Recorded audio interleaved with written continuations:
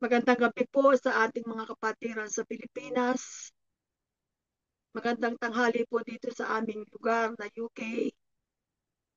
Papurit parangal ang aking ibinabalik sa Diyos na buhay. Kayo pong lahat ay aking inaangyayahan sa gawain ito na Church of God in Christ Jesus. Let us pray. Lord God, Heavenly Father, we come to you right now, Father God, to praise you, to worship you, Lord. You are the God who is more than enough, Father God. We lift up to you, Father God, the nagawain namin na Church of God in Christ Jesus. Tinataas ko po namin ang aming mga kapatiran saan man sila naroroon, Panginoon. Marami pong salamat sa mga pagkakataong ito, Panginoon, na kami iyong binubuo sa iyong banal na pangalan, Panginoon. Marami pong salamat, Panginoon. Panginoon, kami po'y lumalapit sa iyo na may kababaang loob. Nagpapasalamat kami, Panginoon, sa iyong magandang kabutihan para sa amin, Panginoon, ang aming buhay, ang pamumuhay ng bawat isa, Panginoon, ng bawat isang mga pamilyang narito, Panginoon. Kaya, Panginoon, nagpapasalamat po kami sa iyo, Panginoon. Panginoon, kami po'y humihingi ng kapatawaran sa aming mga pagkakasala, Panginoon. Patawarin mo po kami, Panginoon. At tugasan mo po kami, Panginoon, ang iyong kapanal-panalang dugo na ulo hanggang talampakan upang kami ay nararapat tumanggap ng iyong mga biyayang walang hanggan, Panginoon. Panginoon, itinataas namin ang aming kamahal na kapatid na si Brother Albert, Panginoon, na siya ang aming uh, naglalahat ng iyong magandang balita na nanggaling sa iyo, Panginoon. Kaya, Panginoon, bindisyonan mo po siya, Panginoon, ng iyong mapagpalang kamay, Panginoon. Ang lahat ng mga kapatiran naming narito sa gawain ito, Panginoon, nakasama ang kanilang mga mahal sa buhay. Gawaran mo po sila, Panginoon, ng iyong kabanal-banalang dugo, Panginoon, at hugasan mo po sila, Panginoon, na sila'y maligtas sa araw-araw na pamumuhay, Panginoon. Panginoon, kami po'y nagpapasalamat, Panginoon, sa mga taong nakikipag-isa dito sa gawain namin. Ang mga nagsusubscribe, ang mga nanonood, ang mga viewers, Panginoon, ay itinataas ko rin po sa inyo, Panginoon. Kaya, Panginoon, wag po kami pababayanan. Kung ano man po, Panginoon, ang nangyayari sa aming buhay, ito po iyong alam, Panginoon. Kaya, Panginoon, kami lumalapit na may kababaang loob sa iyo, Panginoon. At nawa, Panginoon, ang aming mga nais mangyari sa aming buhay, Panginoon, ito po iyong pakinggan, Panginoon. Panginoon, marami pong salamat sa biyayang ipinagkakaloob mo. Ang bawat isa, Panginoon, sa agawan ito, Panginoon, ay tumatanggap ng iyong biyaya, Panginoon. Marami pong salamat, Panginoon. In Jesus' mighty name, we pray. Amen.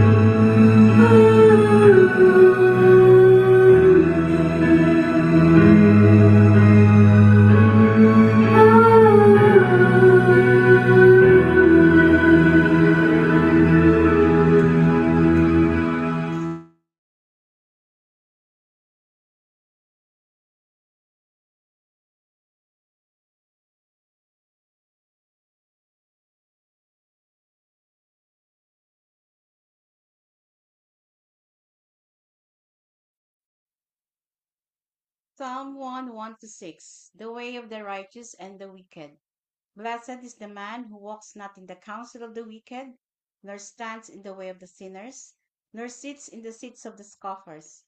But his delight is in the law of the Lord, and on his law he meditates day and night.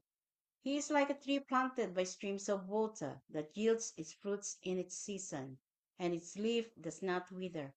In all that he does, he prospers. The wicked are not so, but are like chaff that the wind drives away. Therefore, the wicked will not stand in the judgment, nor sinners in the congregation of the righteous. For the Lord knows the way of the righteous, but the way of the wicked will perish. Brothers and sisters, that's the word of the Lord.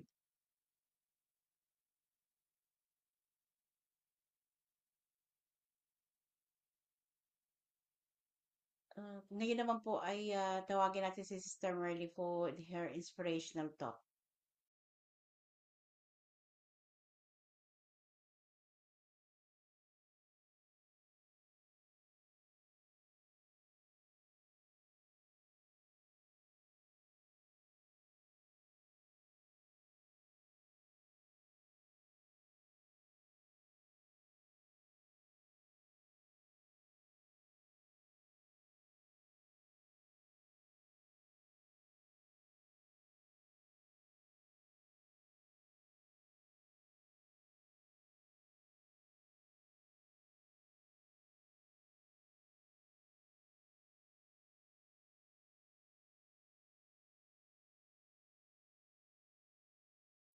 Sister Merly, kayo na po.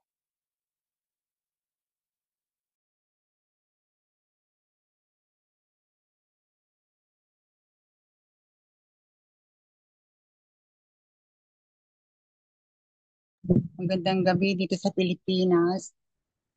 Ang akin pong ibabahagi ay mula kay San Mateo chapter 11 verse 28 to 30. Sinabi ni Jesus, "Lumapit kayo sa akin, kayong lahat na nahihirapan at lubhang nabibigatan sa iyong pasanin, at kayo'y bibigyan ko ng kapahingahan. Pasanin ninyo ang aking pamatok at matuto kayo sa akin, sapagkat ako'y maamo at may mababang loob. Makakatagpo kayo sa akin ng kapahingahan, sapagkat madaling dalhin ang aking pamatok at magaan ang pasaning ibibigay ko sa inyo."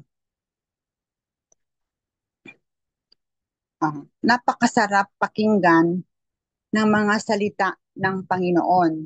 "Halik kayong nabibigatan at kayo ay aking pagiginhawain. Halik kayong napapagal at kayo ay aking pagpapahingahin."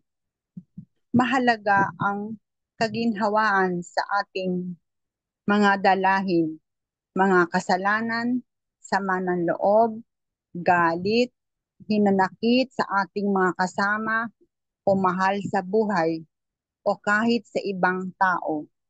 Mahalaga ang kapahingahan kung tayo ay napapagal mula sa pagkasawa sa paulit-ulit nating pagpapatawad, ngunit parang walang pagbabago.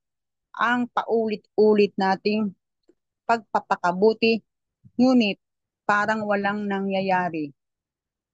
Panatilihin natin ang Diyos sa ating buhay. Kung atin nang pinapasok ang Diyos sa ating buhay at tahanan, ang kanyang pananahan sa atin ay mananatili kung patuloy tayo sa ating pananalangin sa Kanya. Mabigat ang dalahin kung mag-isa lang tayo.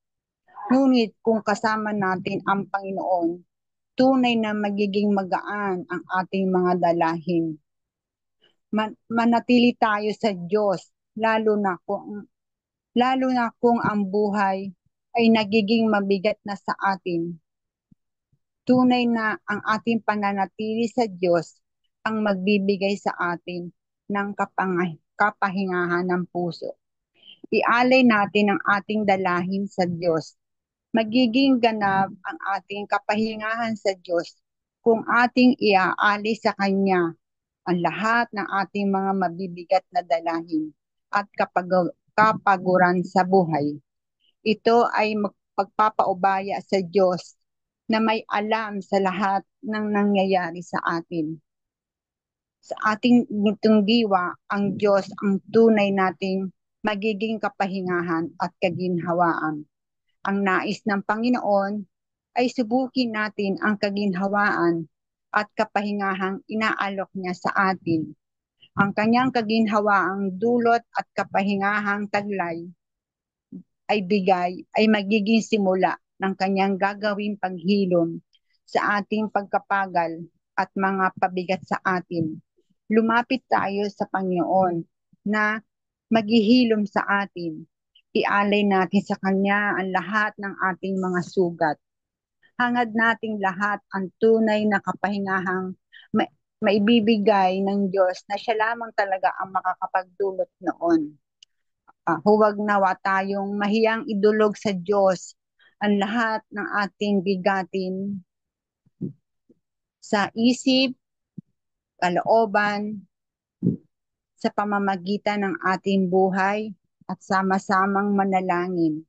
Dahil sa ating Panginoon, walang imposible sa Diyos. Amen.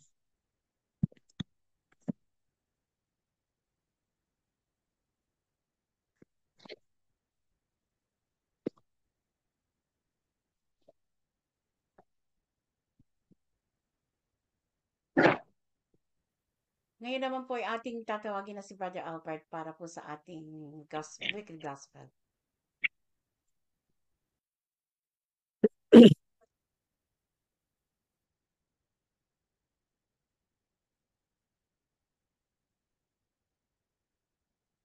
Magandang araw po mga minamahal na magulang at kapatid.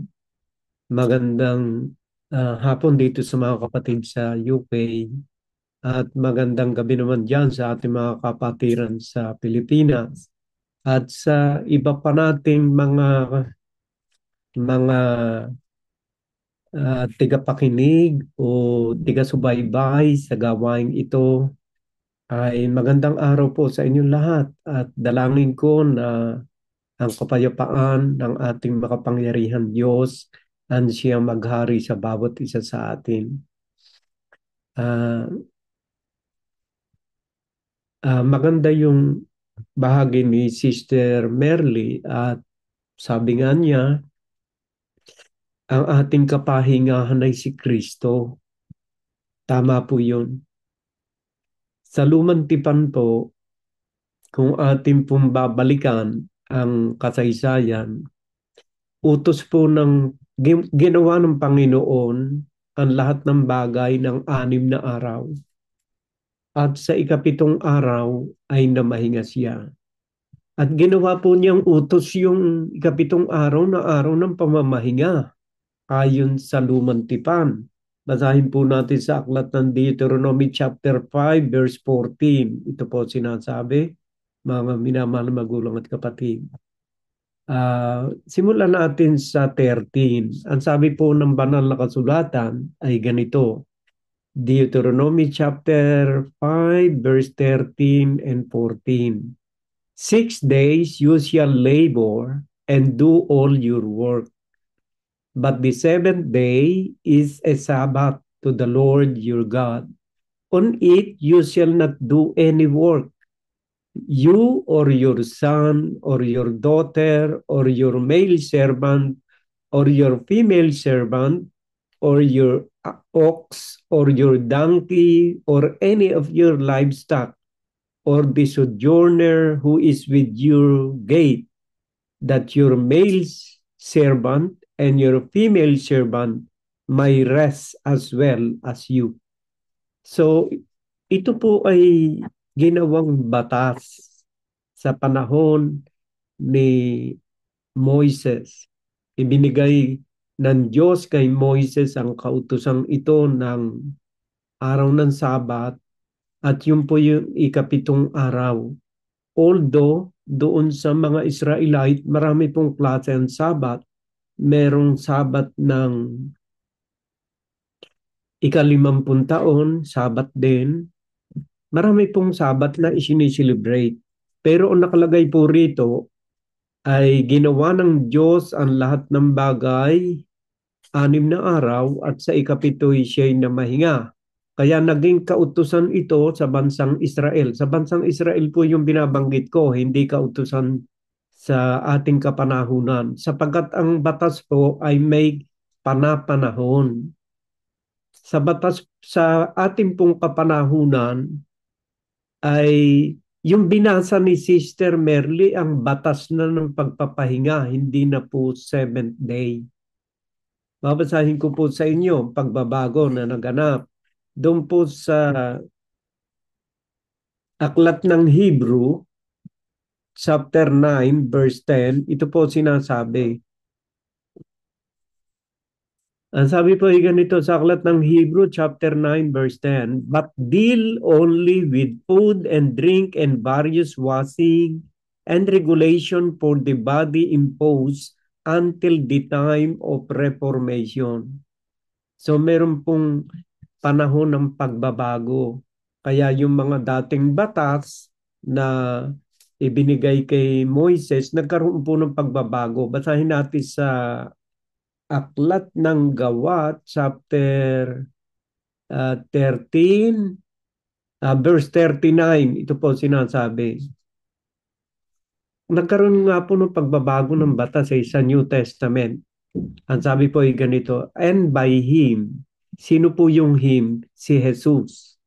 Everyone who believe is freed from everything from which you could not be freed by the law of Moses. So nagkaroon po ng pagbabago sa panahon na natin, panahon ng Kristyanismo, na dumating ang ating Panginoon Jesucristo. Nagkaroon ng pagbabago sa mga batas.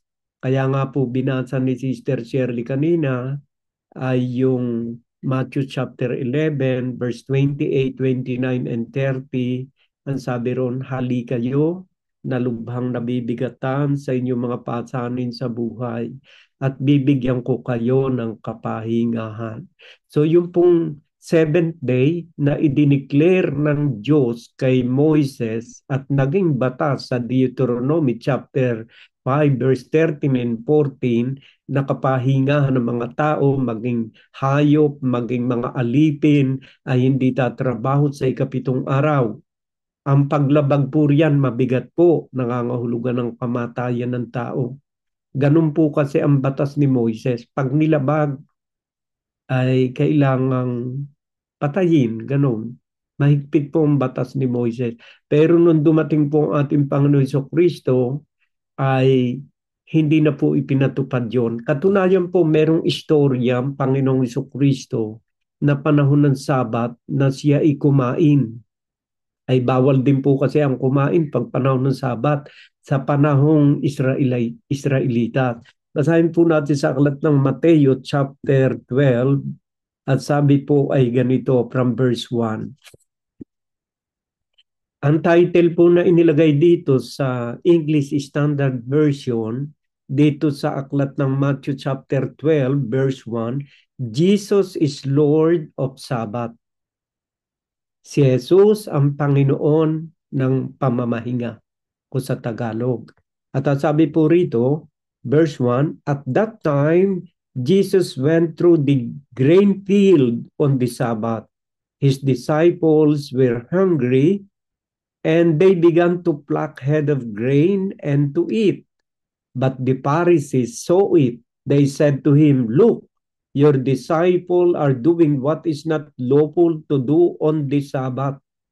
So, yung po kasing mga Pharisee, yan po'y nakabase sa Old Testament, sa mga batas ni Moises. Kahit po sa panahong ito ngayon, hindi nila kinikilala ang New Testament. Ang kinikilala ng mga Hudyo ay yung Old Testament, batas ni Moises.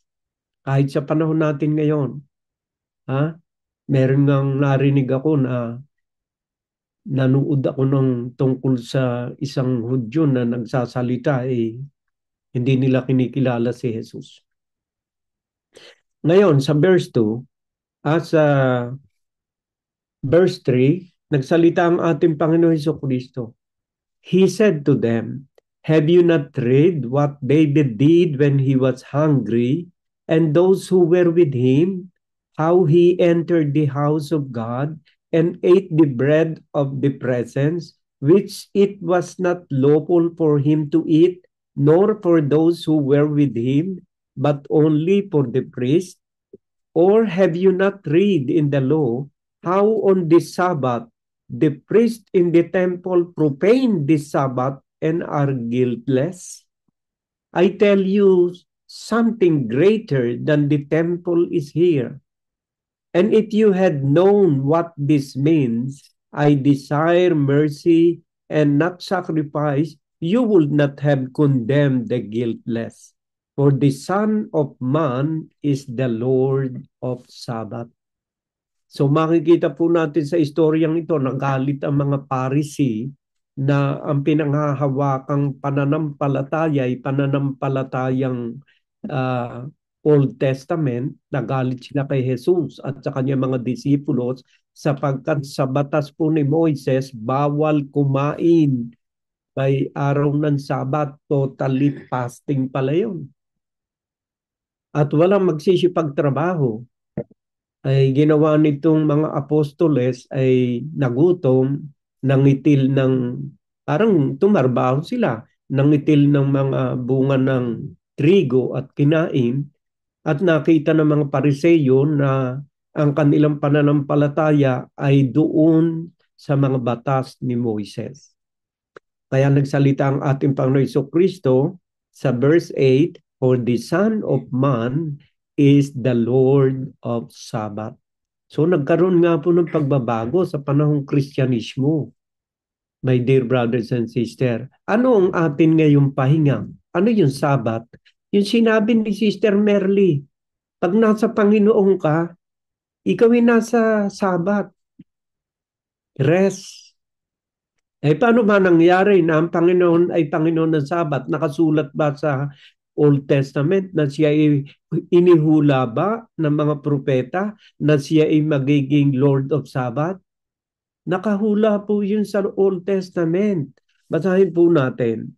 Doon po sa aklat ng Psalm 118. Simulan po natin ang pagbabasa sa verse 20. Ayan.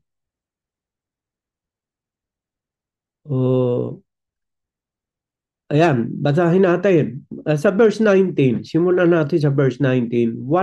Psalm 118, verse 19 and the following. Kaya ko po nililinaw lagi yung verse para po masundan ninyo sa inyong Biblia, mabuksan ninyo kung tama yung sinasabi ko, my dear brothers and sisters. Kasi kagaya na nasabi ko, baka yung iba sinasabi ko mali. Pero yung Biblia, hindi po yan nagsisinungaling. Katunayan, pinatutunayan ng Biblia na ang bawat salita ng Diyos ay mapanghahawakan.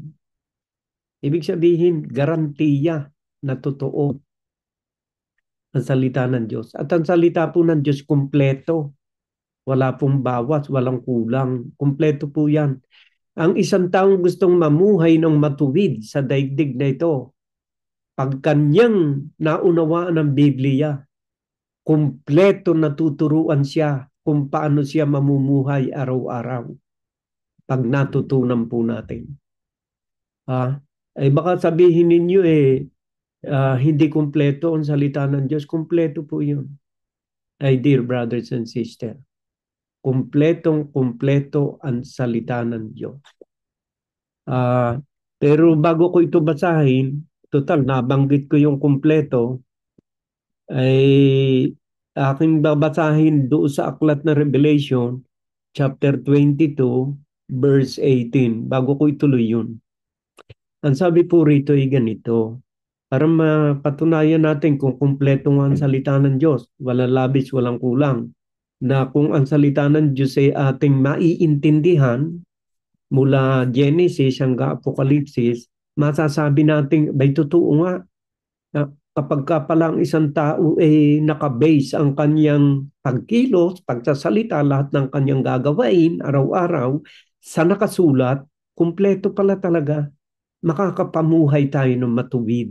My dear brothers and sisters, walang labis, walang kulang, lahat ng mga katanungan mo sa buhay na andyan, kung paano mo dadalahin na iyong pamilya, kung paano mo palalakihin na iyong anak, kung paano ka magsasalita, kung paano ka makikitungo sa iyong kapitbahay, kung paano mo palalakihin ang iyong mga anak, kung paano mo tatratuhin ang iyong asawa, kung ano ang iyong dapat na gawaing babaeng asawa o lalaki asawa, lahat po ay kumpleto, my dear brothers and sisters. Balikan natin doon sa Revelation chapter 22 verse 18.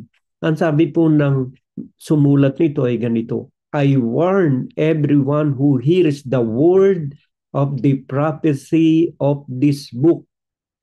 If anyone adds to them, God will add to him the plagues described in this book. And if anyone takes away from the word of the book of this prophecy, God will take away his share in the tree of life and in the holy city which are described in this book. Kaya nga po ipinagbabawal ang pagdaragdag at ang pagbabawas sa salita ng Diyos. Bakit po? Kasi kumpleto nga po yan eh. Wala ka nang hahanap-hanapin pa. Kumpleto na po yan. Kaya nga po yung mga nagtuturo ng salita ng Diyos, dapat nakabatay ka sa salita ng Diyos kasi iya'y kumpletong katuruan ng Diyos upang tayo makapamuhay ng tuwid, ng karapat dapat sa kanyang banal na paningin. Kung gusto mo ng kaligtasan ng iyong kaluluwa at magandang pamumuhay at relasyon sa iyong kapwa at sa Diyos, basahin mo ang Biblia. Pag naunawaan mo ang Biblia, makakapamuhay ka ng matuwid sa harapan ng Diyos at sa iyong kapwa-tao, my dear brothers and sisters. Kaya nga po itong bilin ng apostoles na si Pablo sa mga tiga-Korinto, 1 Corinthians chapter 4 verse 6. Yan po ang sinabi ni St. Paul. Uulitin ko, 1 Corinthians chapter 4 verse 6.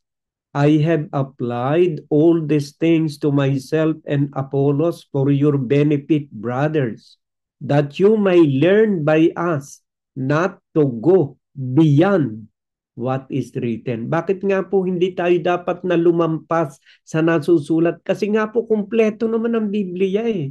Hindi mo na dapat pandagdagan kasi pag nagdagdag ka, dadagdagan ng salot sa buhay mo. Pag ikaw na may nagbawas, aalisin ang iyong karapatan doon sa puno ng buhay, my dear brothers and sisters. Kaya walang labis, walang kulang, basahin mo ang salita ng Diyos. Ang sabi rito, I have applied all these things to myself and Apollos for your benefit, brothers, that you may learn by us not to go beyond.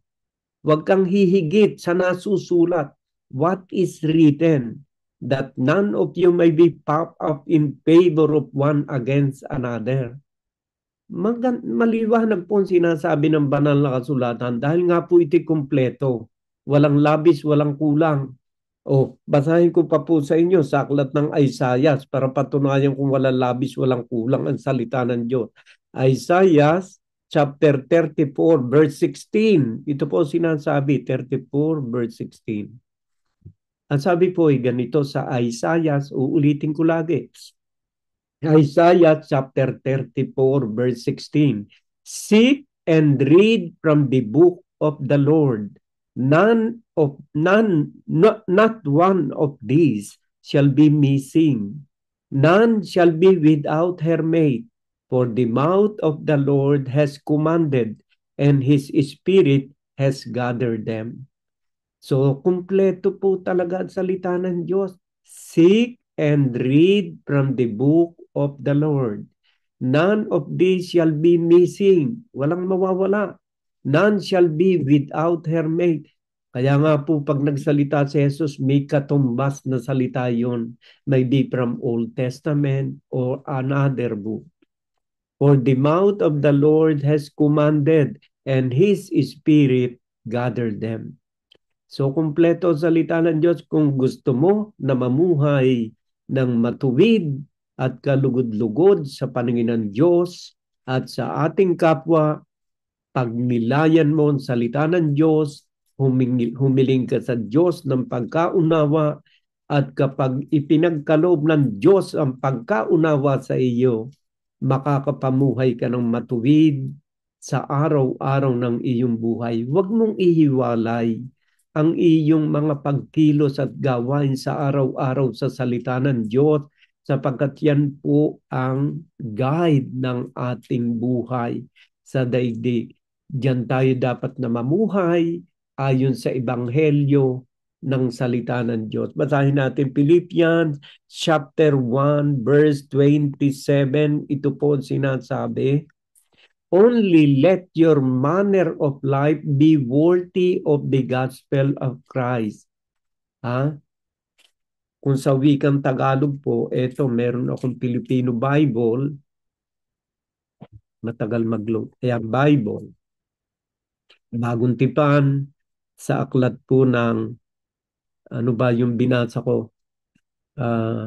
Nalimutan ko kagad.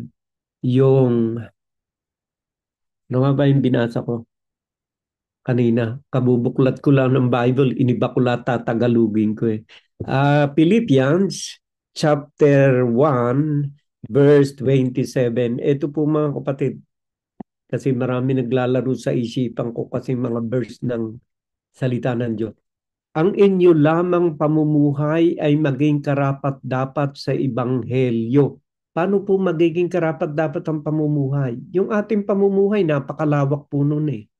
Malawak na talakayin ang pamumuhay ng tao na iaayon sa Ebanghelyo. Yung iyong relasyon sa iyong asawa, pamumuhay yun. Yung relasyon mo sa iyong anak, pamumuhay yun. Yung iyong relasyon sa iyong kapitbahay, pamumuhay yun. Paano mo ikakapit yung salita ng Diyos sa iyong relasyon sa kapitbahay, relasyon mo sa asawa mo? Yung asawa mo ba, ina-under mo, bawal sa Diyos yun.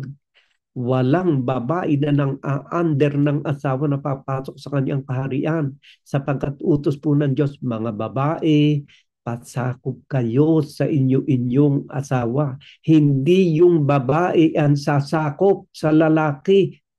Kapag binaligtad po natin yan, kinakalaban natin si Kristo, yung kanyang utos. Kaya nga po bawal sa babae ang mang-under ng asawang lalaki. Ang utos ng Diyos, mga babae, pasakop kayo sa inyong asawa. Pag ikinapit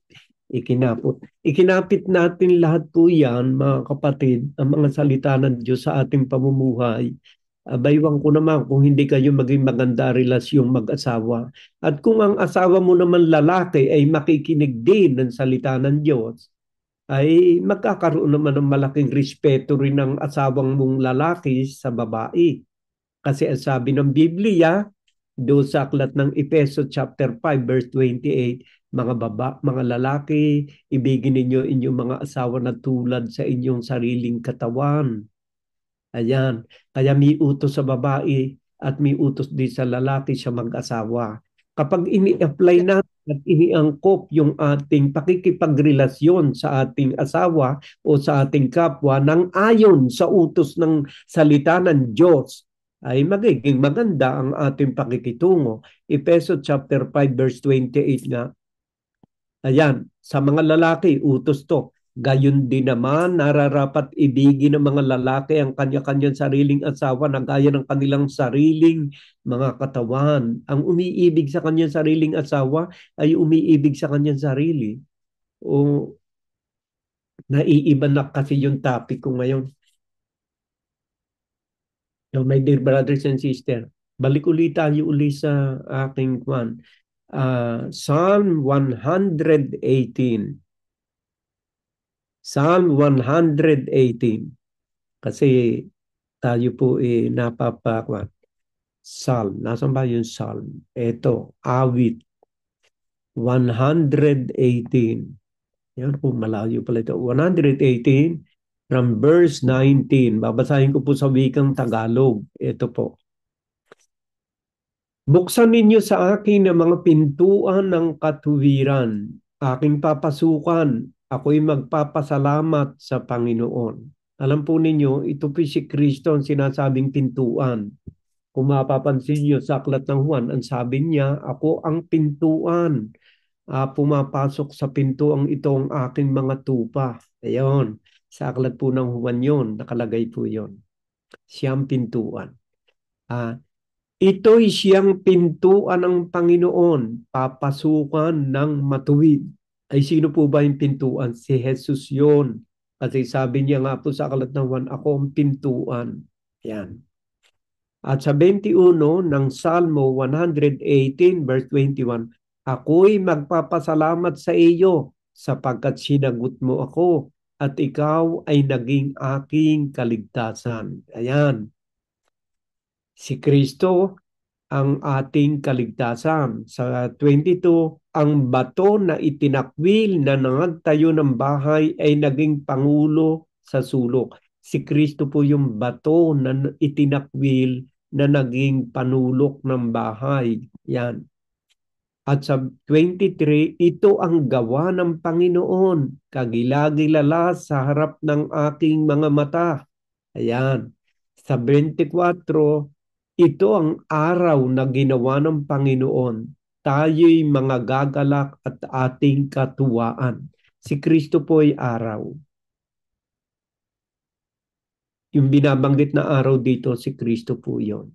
Kaya kung tayo pa ibabalik sa New Testament, sa aklat ng Hebrew, chapter 4, verse 7, Hebrew chapter 4, verse 7, siya po yung araw na binabanggit dito. Simulan natin sa 7. Ay muling nagtangi siya ng isang araw.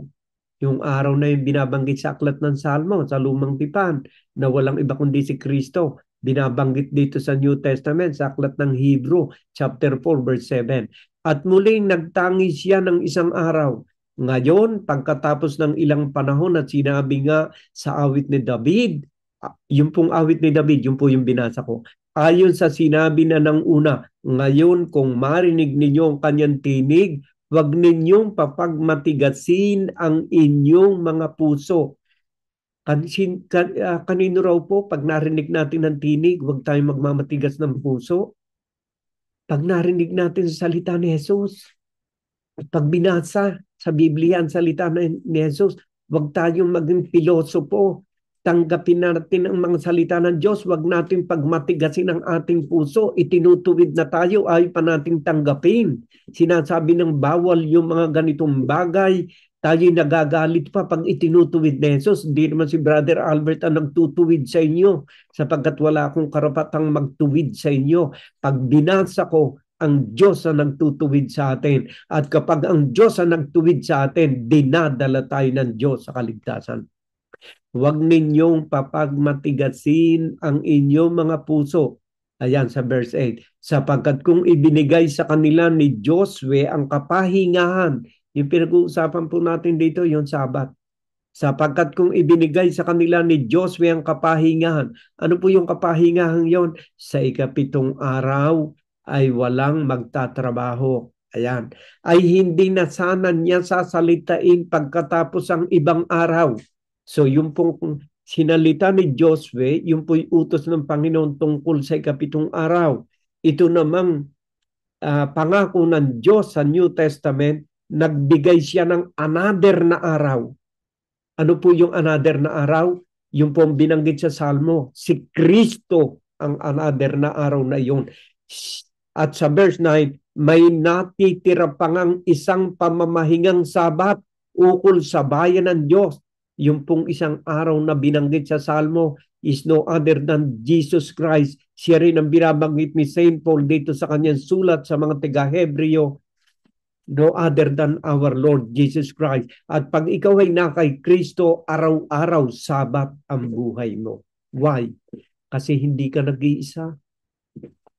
Sabi sa aklat ng John 15 verse 3, ang hiwalay sa akin, wala kayong magagawa. If you are apart from me, you can do natin. Pag ikaw na may nakakapit kay Jesus na siyang sabat ng mga Kristiyano, sangkatutak mga problema dumating sa iyong buhay, mayroong kang kapahingahan kay Jesus. Bakit po? Kasi sabi niya sa 16:33 ng Juan, huwag kayong mabalisa sapagkat dinaig ko na ang sanlibutan. Merong rest ang isang taong na kay Kristo. Kaya wala pong Kristiyano nagpapatiwakal. Wala pong Kristiyanong umiinom ng lason pag mayroong mga problemang mabibigat. Bakit po? Kasi may katulong siya na magdala ng kanyang mga suliranin at mga problema sa kanyang buhay. Because our Lord Jesus Christ is our Sabbath. Our Lord Jesus Christ is our kapahingahan. Kapahingahan ng ano? Ng kaluluwa. Basahin na nga po natin yung binasa ni Sister Merly. Matthew chapter 11. Nasaan ba yun? New Testament. Matthew chapter 11 verse 28. Yan. Ito po sinasabi, magsiparito kayo sa akin. Bakit nga po nag-aanyay si Kristo na lumapit tayo sa Kanya? Ano po ang Kanyang dahilan at nag-iimbita siya na lumapit? Ito po, magsiparito kayo sa akin, kayong lahat na nangapapagal at nangabibigatang lubha, at kayo'y aking pagpapahingahin. So kapag tayo lumapit kay Kristo, you are in the Sabbath of Christ. Ano ba ang pinapapagpahinga ni Kristo? Yung bang physical na katawan natin?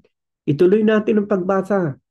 Pasanin ninyo ang aking pamatok at mag-aral kayo sa akin, sapagkat ako'y maamo at mapagpakumbabang puso, at masusumpungan ninyo ang kapahingahan ng inyong mga kaluluwa. Siya pala ang kapahingahan ng ating mga kaluluwa.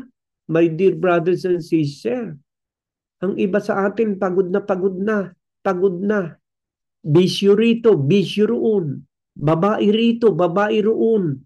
Inom dito, inom doon. Lasing dito, lasing doon. Nakaw dito, nakaw doon. Chismis dito, chismis doon. Kaya maraming mga fake news na nababasa tayo. Pag ikaw ay nagbuklat ng YouTube, naku po, sangkatutak na mga fake news. Alam po ninyo yung fake news kahit doon sa panahon ng ating Panginoon Jesucristo, uso na yan eh. Yung fake news, my dear brothers and sisters, fake news, uso na yun kahit panahon ng ating Panginoon Jesucristo. So, ano ba yung topic natin? Yung pagpapahinga pala. Pasanin ninyo ang aking pamatok at mag-aral kayo sa akin, sapagkat ako'y maamo at mapagpakumbabang puso, at masusumpungan ninyo ang kapahingahan ng inyong mga kaluluwa. So kapag tayo na kay Kristo, may kapahingahan ng ating kaluluwa. Pagod na tayo sa paggawa ng masama at pagkasalanan. Pagod na tayo sa ating kalupitan, sa ating mga anak, sa ating asawa, nakakapagod. Pagod na tayo sa sobrang pagpa-part-time, sobrang pagtatrabaho. Pagod na tayo sa ating mga bisyo, kung ano-ano. Pagod na tayo sa mga iba't ibang uri ng kasalanan na ating ginagawa. Lumapit ka kay Kristo at ang sabi niya, pasanin mo ang aking pamatok. Ano ba yung pamatok ni Kristo? Yung pong pamatok, kumbaga sa pag-aararo, yun yung nakalagay sa batok mong kalabaw. Pamatok, yugo, yung parang kung ikay magsasaka, alam mo yun eh. My dear brothers and sisters, yun ang pamatok. Ano ba ang pamatok na ibig sabihin dito sa salitang ito? Aral po yun ni Kristo. Pasanin mo yung mga aral ni Kristo, mag-aral kayo sa akin, sabi ng Panginoon, sapagkat ako'y maamo. Kapag kasi ating ikinapit yung salita ng Diyos sa ating buhay, magpapahinga ka sa paglalasing, magpapahinga ka sa pambababae, Magpapahinga ka sa iyong pagchichismis. Aalisin po lahat ng Diyos yan. Nakakapagod yan, my dear brothers and sisters. Problemang ang darating yan, katakot-takot na problema, mambabae ka na lang, ikatakot-takot na problema, nawasak ang pamilya mo, ang lahat pati mga anak mo nangagalit sa iyo, malaking problema po yan. Hindi ba tayo napapagod na riyan? Lumapit tayo kay Kristo. Mag-aral tayo sa kanyang mga banal na salita, babaguhin ng Diyos ang lahat ng mga bagay na nakakapagod sa ating buhay at magkakaroon tayo ng isang bagong uri ng pamumuhay na nakalapit na sa aral ni Kristo, hindi na naglalasing, hindi na nambababay, hindi na nagchichismis, hindi na nagpe-fake news. Pabayaan natin ang hustisya ang umiral. My dear brothers and sisters, nakakapagod po lahat ng yan. Pero sa ating pong ginagawang ito, tuwing araw ng linggo, tinuturuan tayo ni Jesus. Yung mga nakakapagod na yan, ilagak natin kay Kristo. Mag-aral tayo sa kanyang banal na salita kung paano tayo makakapamuhay ng magaan at maayos ang ating buhay ayon sa aral at turo ni Kristo. At kapatid, ay guarantee you 100% matatanggap mo ang kapahingahan ng ng iyong kaluluwa. Makakatulog ka ng mahimbing sa gabi, ikaw ay lulusog pati ang iyong katawan at magiging mahusay ang iyong pakikitungo sa iyong kapwa. So si Kristo po ang ating kapahingahan. My dear brothers and sisters, tama yung sinabi ni Sister Merly, siyang ating kapahingahan. Kapahingahan sa lahat ng kasalanan na nagpapabigat sa ating buhay upang mabigyan tayo ng isang panibagong buhay ng Panginoon. Ngayon po, my dear brothers and sisters, huwag nating intindihin yung mga fake news. Kagaya po na nasabi ko, kahit nung panahon ng ating Panginoong Isokristo, uso na mga fake news. Bakit merong fake news? Kasi po, binabayaran sila para magawa ng istorya. Kasi po yung ibang mga nagbablog, may bayad po yun. Binabayaran sila, kaya nag-iistorya sila ng taliwas do sa nagaganap. Basahin nga po natin sa aklat ng Mateo chapter 28 from verse 11. Alam po ninyo na mabuhay na mag-uli ang ating Panginoon Jesucristo ay gumawa sila ng another story na hindi ganun ang pagkamatay ni Kristo. Kasi may gwardiya po yung pinaglibingan ng ating Panginoon Jesucristo na nung dumating ang anghel ng Panginoon, iginulong yung bato na pinakasangga sa pinto ng libingan ni Kristo. Pero iba po nag-iistorya. At hanggang sa kapanahon na natin ngayon, yun ang pinaniniwala ng mga Hudyo. Basahin po natin sa aklat ng Mateo chapter 28 verse 11 and the following. Samantalang sila'y nagsiparoon, narito ang ilan sa mga bantay ay nagsiparoon sa bayan at ibinalita sa mga pangulong saserdote ang lahat ng mga nangyari, lahat ng bagay na nangyari. At nang sila'y makipagtipo na sa matatanda at makapagsanggunian na, ay nangagbigay sila ng maraming salapi sa mga kawal na nangagsasabi, sabihin ninyo, nagsiparito ng gabi ang kanyang mga alagad at siya'y kanilang ninakaw, samantalang kami nangatutulog. At kung ito'y dumating sa tainga ng gobernador, ay siya'y aming hihikayatin at kayo'y aming ilalagay sa panatag. Kaya't kinuha nila ang salapi at kanilang ginawa alinsunod sa pagkaturo sa kanila, at ang pananalitang ito ay kumalat sa gitna ng mga Hudyo at nananatili hanggang sa mga araw na ito. So yung fake news na naganap sa muling pagkabuhay ng ating Panginoon Jesucristo na nasaksihan ng mga bantay dahil po sa suhol ay iniban nila ang istorya at sinabing ninakaw ng mga apostoles ang bangkay ni Kristo. Kaya nung pong panahong iyon hanggang sa kasalukuyan, lumalala ang mga fake news dahil po sa suhol. my dear brothers and sisters. Nawa naman huwag tayong pasuhol. Bahala na ang hustisya na siyang umiral kung sino nasa tama at ang nasa mali, my dear brothers and sisters. At ang hustisya ng Panginoon in the final judgment, yan po ang huhukom sa mga taong gumawa ng masama at sa mga taong gumawa ng mabuti. Basahin po natin sa aklat ng Mateo 25, Mateo 25, 40, 41. Mateo 25, 40, 41. Ayan po. Ito po, my dear brothers and sisters. At sasagot ang hari at sasabihin sa kanila, katotohanan sinasabi ko sa inyo, yamang inyong ginawa sa isa dito sa aking mga kapatid, kahit sa pinakamaliit na ito ay sa akin ninyo ginawa.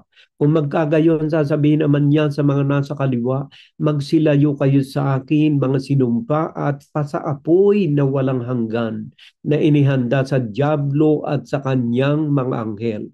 Sapagkat ako'y nagutom at hindi ninyo ako pinakain, ako'y nauhaw at hindi ninyo ako pinainom. Ako'y naging isang taga-ibang bayan at hindi ninyo ako pinatuloy. Hubad at hindi ninyo ako pinaramtan. May sakit at nasa bilangguan at hindi ako dinalaw. Kung magkagayon, sila na may magsisisagot at magsisipagsabi, Panginoon, kailan ka namin nakitang nagutom o nauhaw isang tiga-ibang bayan o hubad o may sakit o nasa bilangguan at hindi ka namin pinaglingkuran? Kung magkagayon sila, sasagutin niya, sasabihin, katotohanan sinasabi ko sa inyo, na yamang hindi ninyo ginawa sa maliit na ito, ay hindi ninyo ginawa sa akin. At ang mga ito'y mga paparoon sa walang hanggang kaparusahan, datapwat ang mga matuwid ay sa walang hanggang buhay. Ang ating pong pinagsusisikapan sa gawaing ito ay ang kapahingahan na ang ibig sabihin po ay kaligtasan ng ating mga kaluluwa at ang kaligtasan pong iyay nasa ebanghelyo ng ating Panginoong Hesukristo. Siya po ang ating sabat, siya ang ating katuwiran sa Diyos at ang ating pag-asa. Manampalataya tayo at manalig sa kanyang mga utos, aral, kautusan at magkakaroon tayo ng katiyakan sa ating buhay sa hinaharap. Nawa, my dear brothers and sisters, ang pag-ibig at ang kapayapaan ng ating Panginoon Jesucristo ang maghari sa bawat isa sa atin. Anumang sitwasyon ang kinakaharap ninyo sa inyong buhay, dalangin ko na ang kapayapaan o ang sabat ni Kristo ang siya maghari sa inyong puso at sa kaibuturan ng inyong mga kaluluwa. Amen.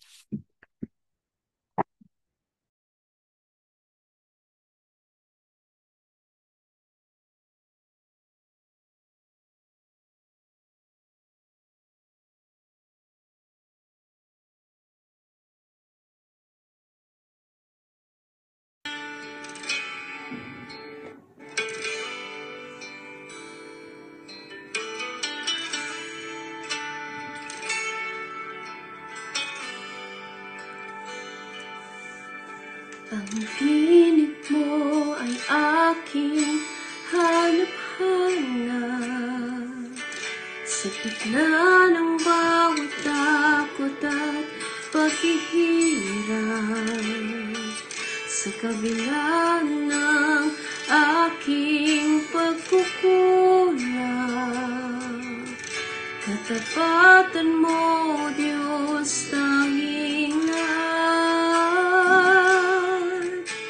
sa puso at damdamin kay mananatili, walang hanggan ang alay mo, pag-ibig. Natagpuan ang iyong pag-ibig na dakila, doon sa krus ako'y iyong pinalaya. Jesus, ako'y awit ng walang hanggang pagpupuri. Ang puso ko'y sa'yo iaalay.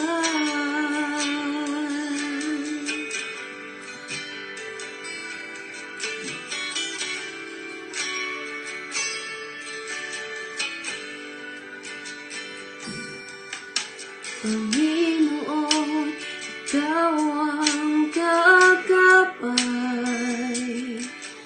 Kabutihan mo sa akin di nakukulang. Panginoon, Ikaw lang ang kailangan. Magpakailanman sa'yo ako'y mananahan. Sa puso at damdamin, ika'y mananatili. Walang hanggan ang alay mong pag-ibig. Natagpuan ang iyong pag-ibig na dakila. Doon sa krus ako'y iyong pinalaya. Jesus, ako'y awit ng walang hanggang pagpupuri. Ang puso ko'y sa'yo iaalay.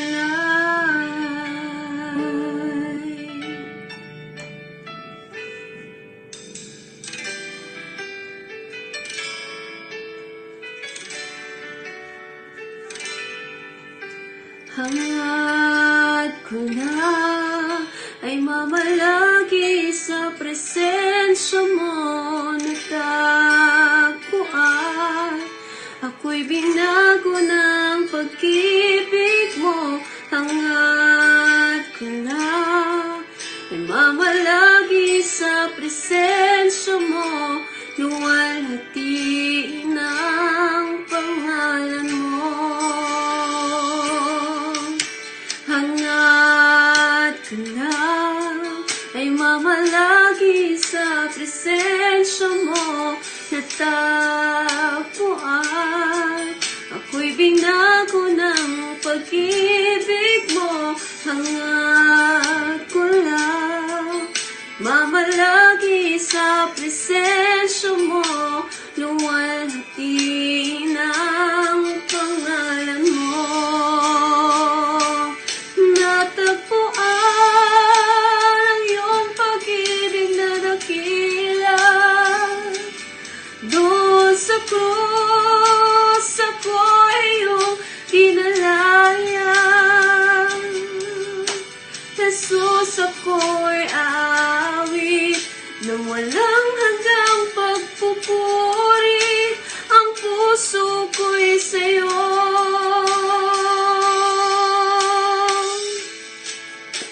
hangad ko lang ay mamalagi sa presensya mo natagpuan. Ako'y binago ng pag-ibig mo. Hangad ko lang ay mamalagi sa presensya mo. Luwalhati ng pangalan mo. Luwalhati ng pangalan mo. Luwalhati ng pangalan mo.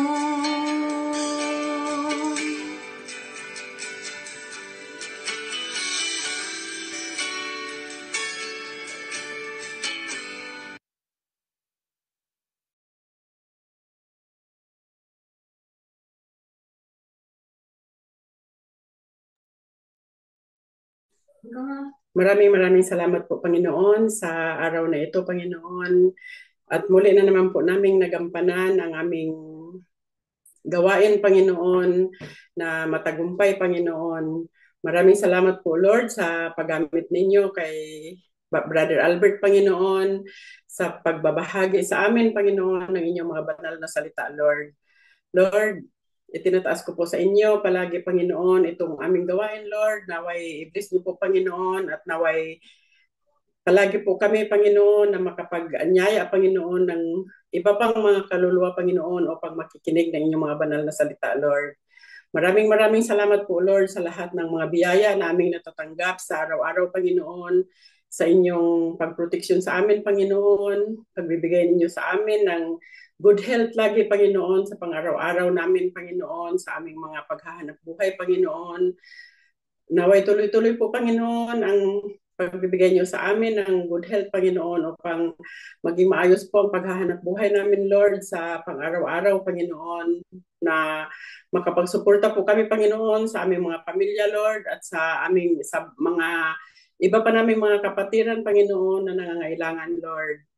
Maraming salamat po, Lord, sa araw na ito, Panginoon.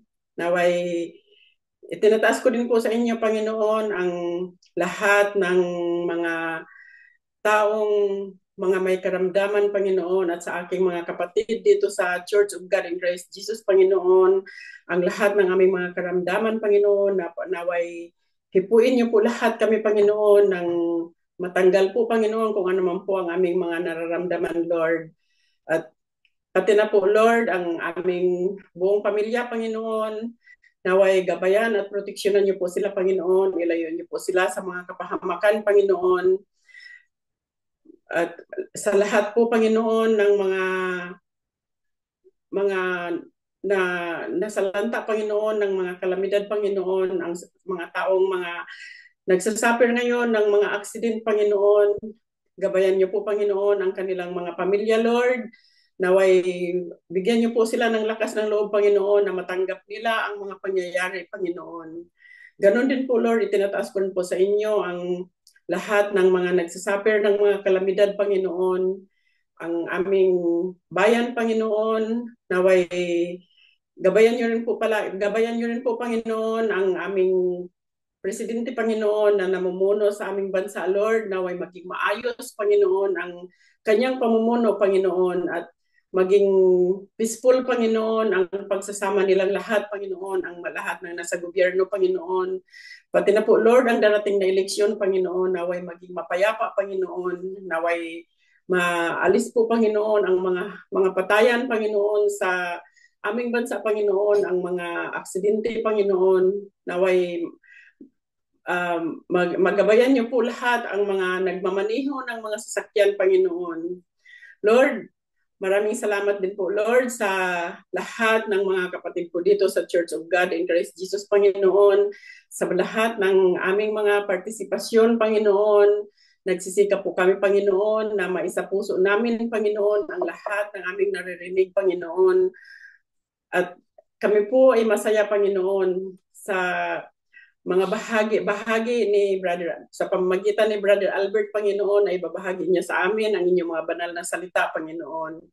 Naway hanggang sa susunod na linggo, Lord, gabayan niyo po kami, Panginoon, at suportahan niyo po kami lagi, Panginoon, sa aming mga ginagawa, Panginoon, para masunod po namin, Panginoon, ang inyong kagustuhan, Panginoon, at isa sa puso namin lahat, Panginoon, ang aming napapakinggan, Panginoon. Maraming salamat po, Lord, sa inyong walang sawang pagmamahal, Panginoon, sa mga biyaya na aming natatanggap, Panginoon. Maraming salamat, Lord, sa lahat ng inyong kabutihan sa amin, Panginoon.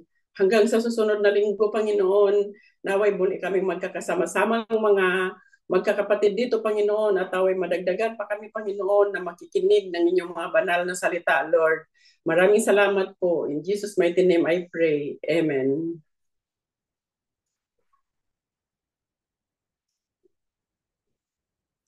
Thanks so much, everyone. And until next week po, have a blessed week ahead. God bless us all.